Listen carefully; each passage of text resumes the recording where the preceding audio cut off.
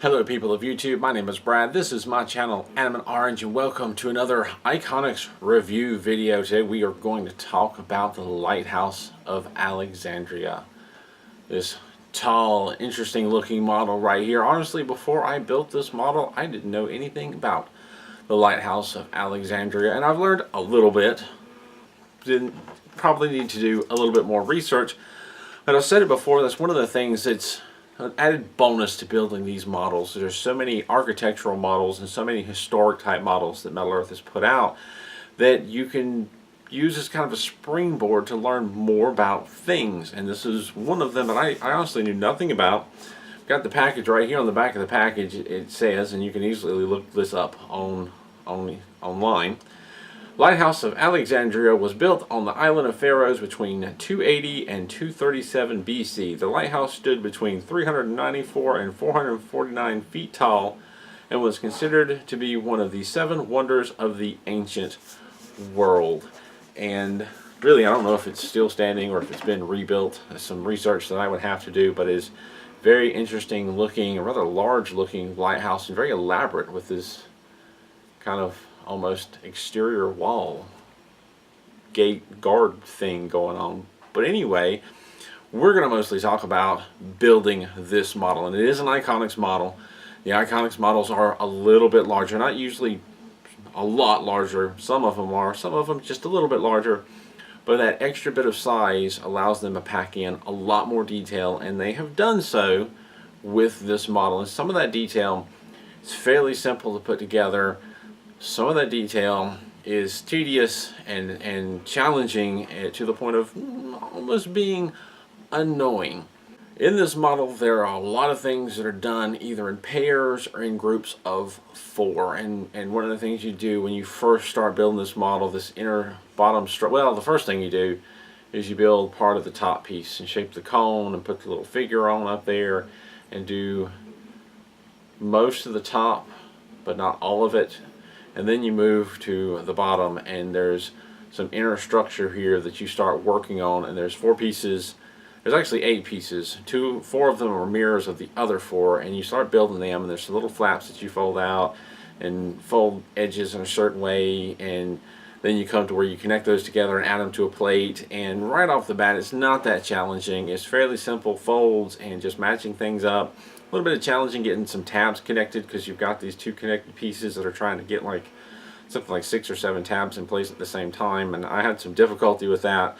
The first one gave me a lot of trouble. I got 2 tabs in, I secured them, I fought to work the other tabs in and secured them. Then I thought, well, for the next corner, instead of attaching the 2 mirrored pieces together and then trying to set them on this base, I decided to set one piece on the base, then tried to worm the attachment the other together and then set the other piece on, and that really didn't go as planned, but I had to try, and I did, and it didn't work. So I went back to attaching the 2 pieces together and then attached them to the base. And by this point, you know, I've already put 2 together. I had a better idea of how to kind of line things up, and I did not have as difficult a time with the other 2 corners. I got about halfway through the build and things seemed to be going fairly well. And then I got to where I started building this center structure. And this center structure is fairly layered with pieces. And you start building, there's like a kind of steps down at the bottom, and you build that. And that was going fairly simple. And then there's an inner piece here that you put together, and you put that staircase piece down there on. But then this larger section that it all attaches kind of inside is basically 2 large pieces. And it's kind of upside down U shape, and what you do is there's 2 of them, one side and then the other side, and they fold in half and they attach together. And the first thing I did was take that big kind of upside down U shape and fold it in half, or not in half, but 90-degree angle to form 2 of the sides. And then inside of this sort of not arch but kind of arch is just a complete line of little bitty flaps that fold in 90 degrees, and that's kind of a pain in the butt. Honestly, it's tricky to do, and I tried to use some tweezers to do it, and the tweezers would just barely hold on to those flaps. It was challenging, and because I folded this in half, I got in my own way with the outer edges of that kind of U shape or upside down U shape, the pieces got in the way. So originally I have like a bending tool that I 3D printed just to see if it would work, and I used that to fold this in to the 90 degrees, the center part, and that worked well. That worked well to fold it in 90 degrees, but then I had trouble folding the little inside flaps inward because the outer edges were getting away and I was hitting them and warping them, and once I was done and got the inner pieces connected, I had to spend some time kind of straightening it back out. So when I went to do the other half, instead of folding it in the middle in 90 degrees, I started folding the outer edges of those flaps first. Then I folded in 90 degrees, which meant I couldn't use my tool because it's a very narrow gap and it wasn't going to work, but whatever. I have long nose pliers, I made it work. But I did the outer edges, little flaps, then I bent it in half, then I did the inner part, and then I attached these big flat pieces inside, and that worked better. But even waiting to fold that long big piece in 90 degrees in the middle, even waiting to do that until after you've bent up the flaps, makes it easier, but it's still really tedious, and it really slowed things down doing all of those little flaps.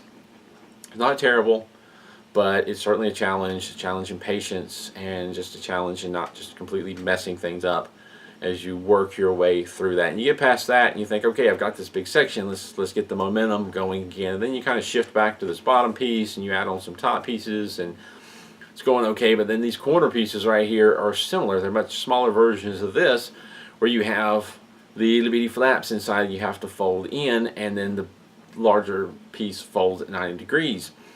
And it's its own challenge. With this, what I found was best to do with these little corner pieces on each side that also have a similar kind of upside down U shape to them, I found it best to fold the outer tabs in first again, and then fold the center not quite in 90 degrees, and then I would fold up one side, and there's like a little piece you have to sit in there and connect or twist the tabs to hold it down.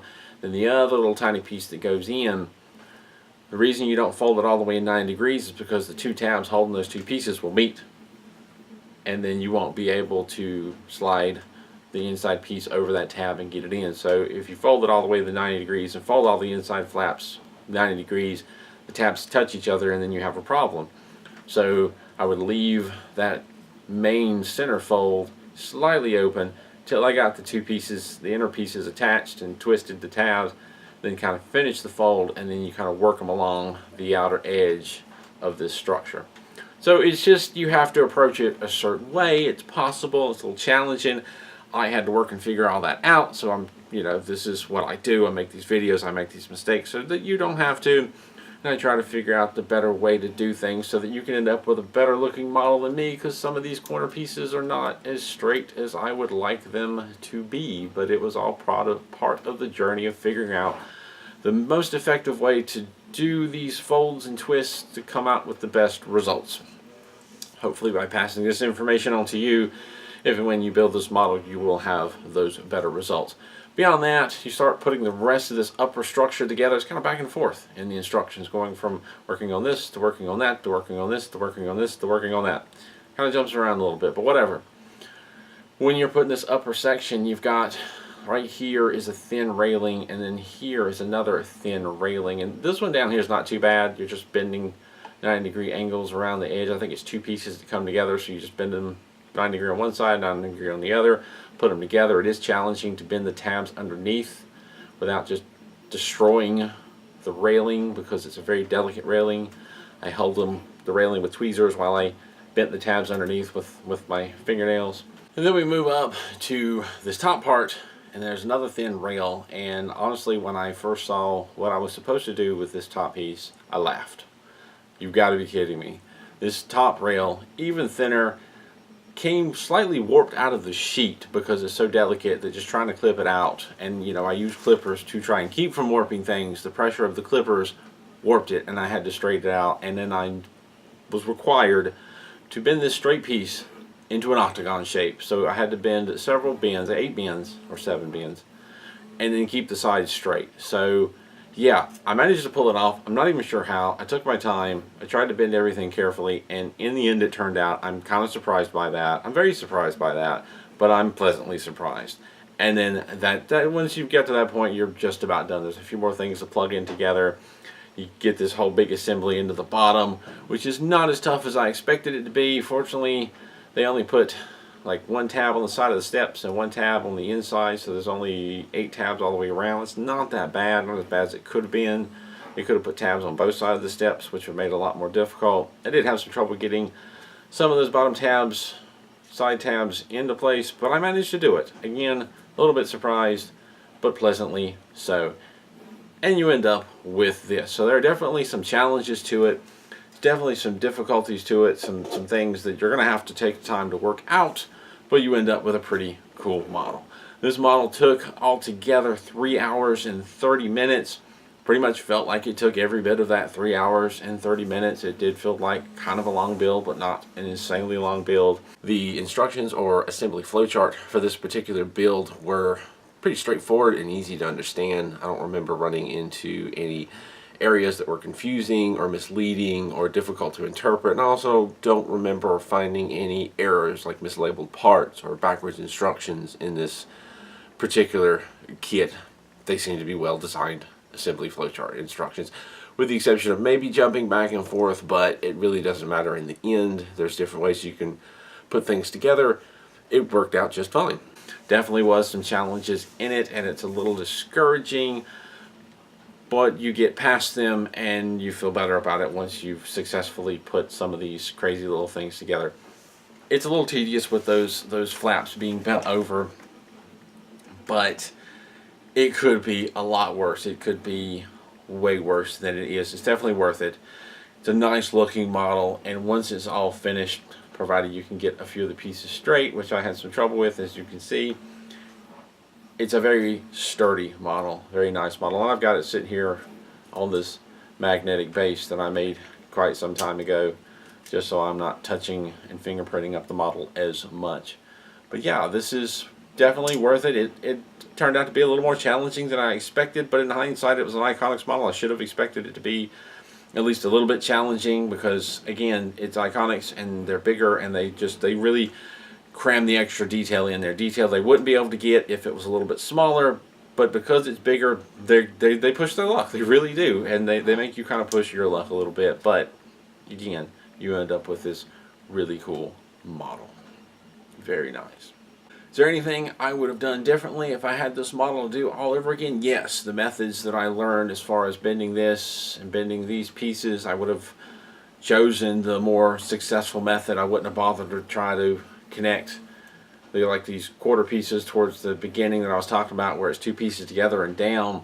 I wouldn't have tried that method where I waited to connect the 2 sides together until they were on the plate. I would have spent a little more time making sure the tabs were properly lined up before I put it on and just solved the problem that way. I would have not folded these big large pieces in half first. I would have folded the flaps out first, pretty much like I talked about, and these corner pieces here I would have taken the time to do them more effectively as I had learned to do building this model. Other than that, I pretty much would have done everything the same as I did with this one.